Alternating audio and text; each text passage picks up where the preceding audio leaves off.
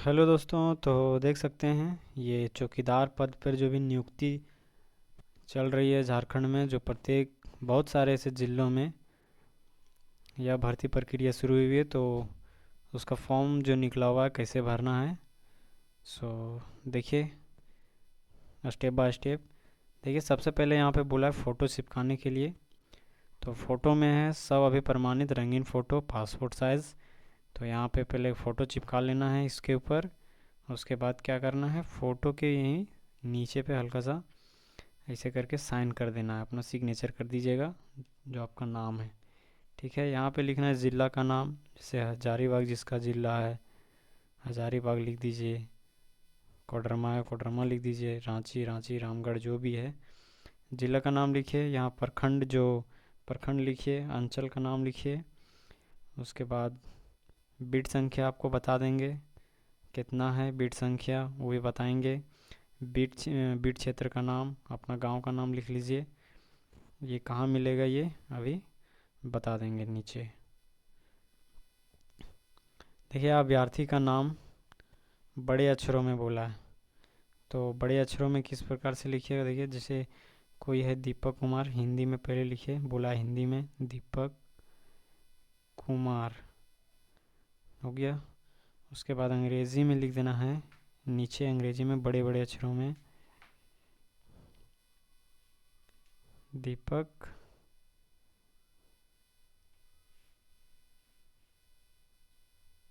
दीपक कुमार। तो इस प्रकार से बड़े बड़े अक्षरों में लिख देना है कैपिटल लेटर में।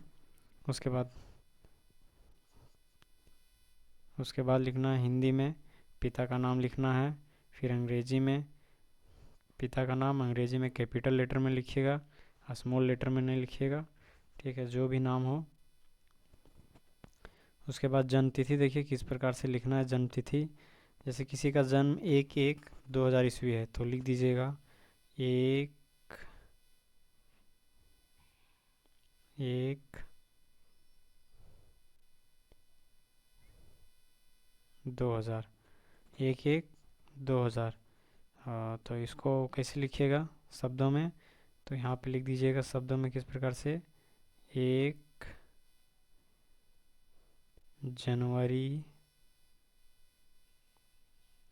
1 जनवरी 2000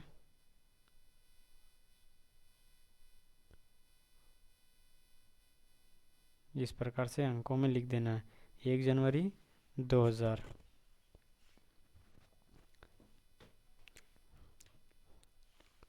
उसके बाद आगे देखिए ये एक यहाँ पे बोला गया 1/8/2024 को उम्र।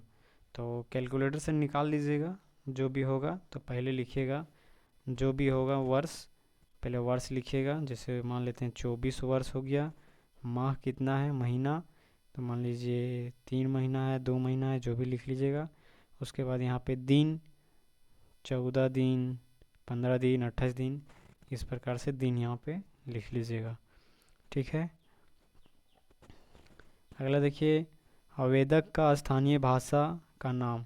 जो आप लोग का स्थानीय भाषा है, किसी का क्या है, किसी का खोरठा है तो यहाँ पे खोरठा लिख दीजिए, हिंदी है तो हिंदी लिखिए, संथाली है तो संथाली लिखिए, उराव है तो उराव लिखिए। तो जो भी आप लोग का है भाषा वो लिख लीजिएगा। ठीक है, उसके बाद अभ्यर्थी का स्थायी पता। तो यहाँ पे सबसे पहले ग्राम देना है, गांव का नाम, पंचायत का नाम, पोस्ट आप लोग का जो है वो भर लीजिएगा, थाना जो है वो भर लीजिएगा, अंचल जो प्रखंड है वो भर लीजिएगा, बीट संख्या भर लीजिएगा, बीट का नाम भर लीजिएगा, वो कहाँ मिलेगा वो बीट, ये बीट संख्या और बीट का नाम अभी बताएंगे कि वो कहाँ मिलेगा।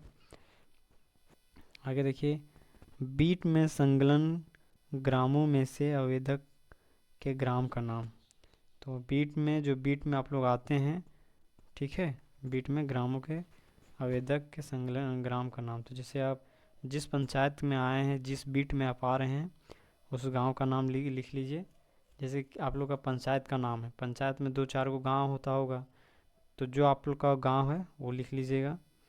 उसके बाद यहाँ पे है जिला का नाम लिख लीजिएगा, मोबाइल नंबर, ईमेल आईडी, पत्राचार का पता। देखिए पत्राचार का पता देना है। एक हो नहीं देखते ये फॉर्म भरते समय, एक होता है परमानेंटली, एक होता है क्रॉसपोंडेशन। तो आपको जहाँ से डाक के द्वारा एडमिट कार्ड प्राप्त करना है वहाँ का दीजिएगा। तो जहाँ आप लोग का सुविधा बुझाएगा, अच्छा लगे, सुविधा लायक जगह जहाँ पे आप लोग रहते हैं तो वहाँ भी दे सकते हैं।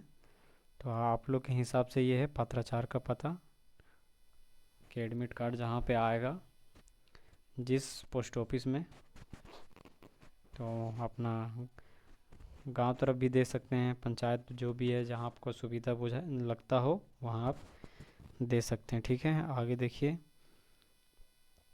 विदित पद का नाम चौकीदार है वो तो है। उसके बाद देखिए शरीर पर 2 चिन्ह का निशान दें। जैसे जिसका तिल वगैरह है, कट वगैरह है, तिल कट जो भी है तो 2 निशान देना है। जो भी है, तिल हो या कट भी हो, कटा हुआ हो, कटा हुआ हो, तिल हो, कटा हुआ हो या जला हुआ हो, कुछ भी हो तो भर सकते हैं यहाँ पे। पहला नंबर 2 मांगा है, पहला नंबर दूसरा नंबर यहाँ पे भर दीजिएगा आप लोग। ठीक है, जैसे किसी का गाल में तिल है, ठीक है, तो लिख देना है गाल में एक तिल, बस इतना लिख देना है और कुछ नहीं करना है।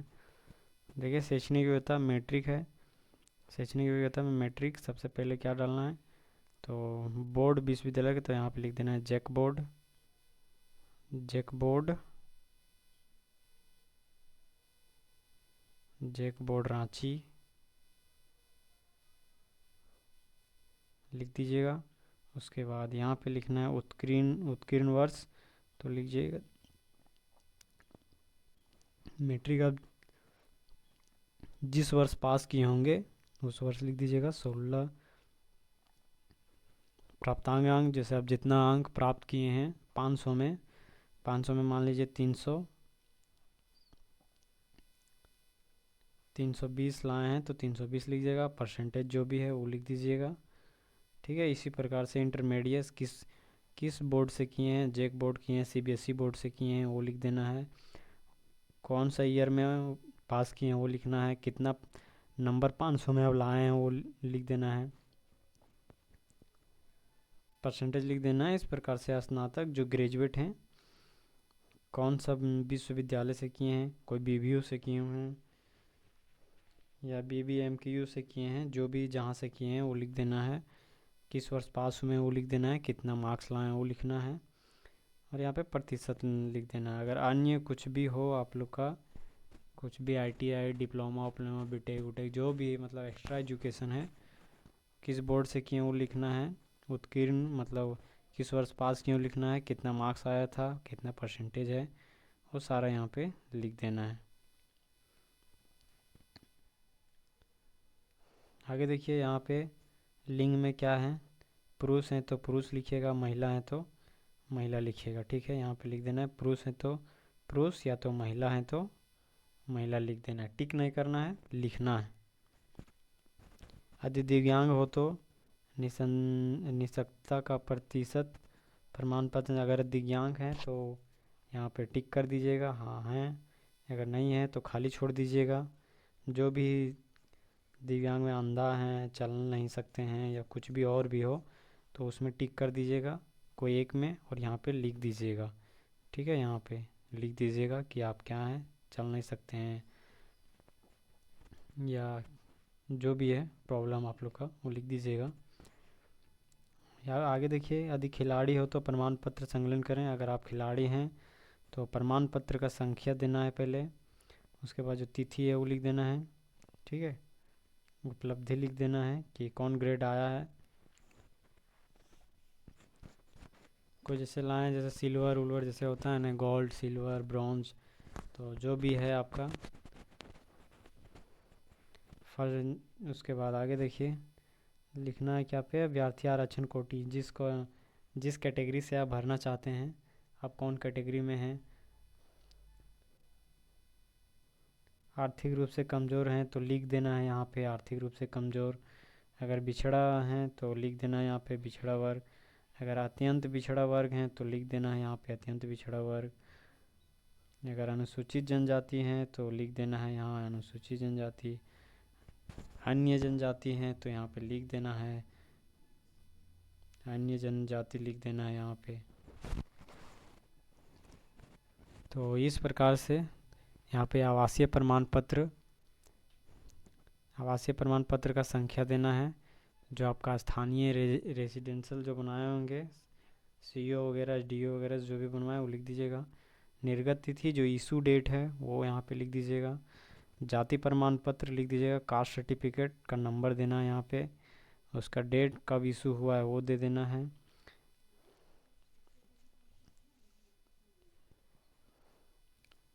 अगर आर्थिक रूप से कमज़ोर हैं तो कमज़ोर वर्ग के हैं तो उसका भी यहाँ पे प्रमाण पत्र का संख्या दे दीजिएगा, इशू डेट दे दीजिएगा, ठीक है। उसके बाद देखिए परीक्षा शुल्क पोस्टल ऑर्डर या बैंक ड्राफ्ट। पोस्टल ऑर्डर जो बनेगा आप लोग का पोस्ट ऑफिस से, बैंक ड्राफ्ट आपका बनेगा बैंक से, तो उसका संख्या यहाँ पे डाल देना है। अगर पोस्टल ऑर्डर बनाए तो उसका संख्या है उसको डाल देना है, किस तिथि को बनाएं वो भी यहाँ पे डाल दीजिएगा। उसके बाद फ़ोटो पासपोर्ट साइज ठीक है, रंगीन 2 प्रति अतिरिक्त संकलन करें, मतलब चिपकाना है 2 तो अलग से, और 2 अलग से लिफाफे में भर के दे देना है।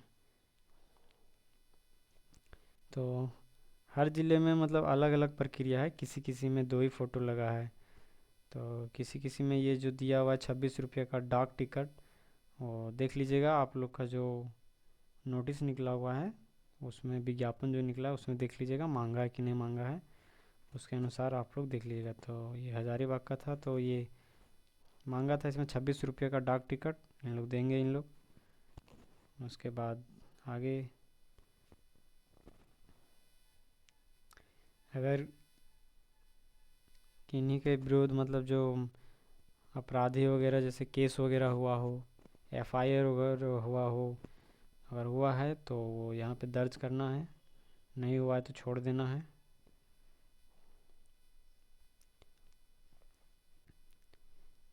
तो देख लीजिए ये दोनों मतलब बढ़िया देख लीजिएगा आप लोग, ठीक है। 18 नंबर 19 नंबर ये दोनों मतलब कोई कोई ज़िला में नहीं मांगा है और कोई कोई ज़िला मांगा है, जिसका मांगा है देगा, नहीं मांगा है तो नहीं दीजिएगा। तो देखिए यहाँ पे 21 नंबर, अगर कार्य अनुभव प्रमाण पत्र, जैसे पहले कभी चौकीदारी का काम किए होंगे तो वो लिखना है, अंचल का नाम, थाना, किस थाना में आप काम करते थे पहले चौकीदारी के रूप में, बीट संख्या दे देना है कि कौन सा बीट में आप काम किए थे, और कितना वर्ष माह दिन कितना क्या किए थे वो देना। अगर नहीं किए हैं तो छोड़ देना इसको खाली। यहाँ पे तिथि दे देना है, उसके बाद यहाँ स्थान दे देना है, कोई नाम लिख देना है, कोई जगह का नाम। उसके बाद यहाँ पे आवेदन का हस्ताक्षर, जिसके नाम से ये भरा जा रहा है उसको यहाँ पे साइन करवा लीजिएगा। जैसे हम लोग दीपक से किए थे तो ये दीपक साइन करेगा यहाँ पे, इस प्रकार आप लोग साइन कर लीजिएगा।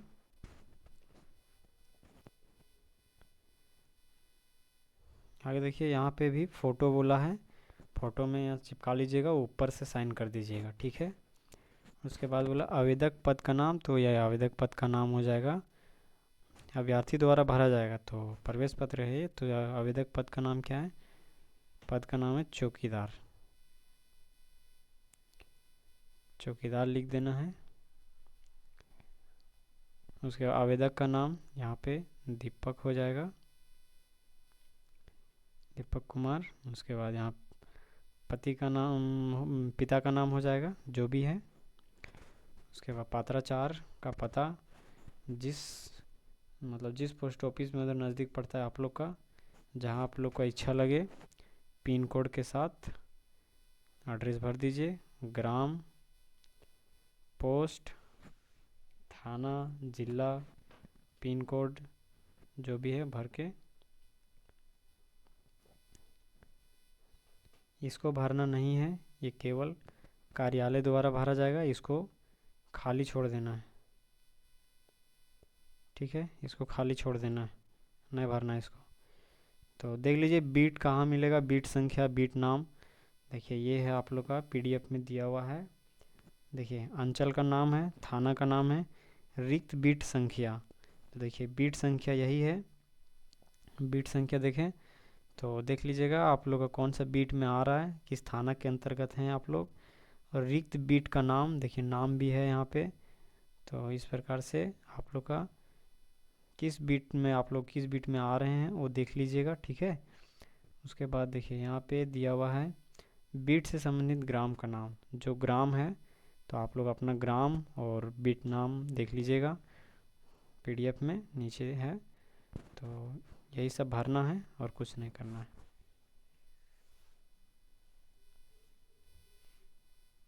पीडीएफ में सारा गांव का दिया हुआ है, सारा